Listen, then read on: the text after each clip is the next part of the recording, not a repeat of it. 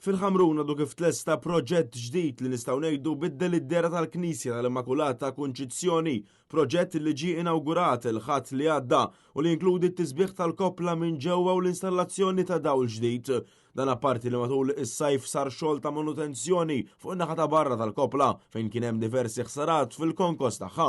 Il-proġett ta' tisbieħ kien jinvolvi żeba' ġdida, installazzjoni ta' stillel u l-figura tal-Ispiritu Santu, u installazzjoni ta' dawl ġdid madwar il-kopla u madwar il-Knisja. Fadel Franco Fenek, il-kappellan tal-parroċċa, għalinna li dan il-proġett tal-kopla fih sinifikat kbir, dan għaliex il-kopla fil-Knisja tirrafigura l-mant tal-Madonna li aħna l-kol qed nistkennew taħtu. Min-naħa l-oħra l-kopla tirrappreżenta talb tal-miġema li jitla l-fuq biex jasal għand Alla. Il-kopla fejn nfisha hija qisha tieqa miftuħa fuq is-sema.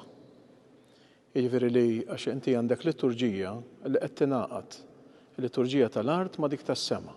Kif aħna nemmnu li l-mulej qed jiġi mfaħħar mill-anġel qaddisin fis-sema, aħna hawnhekk ningħaqdu biex infaħħruh, biex nitolbuh u biex niċċelebraw.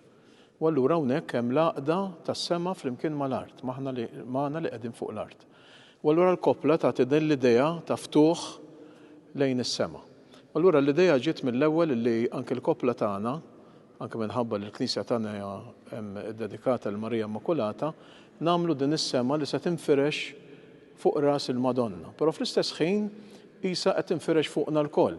Bħal dak il-mant tal-Madonna li aħna ta' spiss inkantaw żommna dejjem taħt mantarek. Dan il-proġett ġie parzjalment iffinanzjat mill-Fond tal-Kawżi Ġusti u mid-donazzjonijiet tal-parroċċani.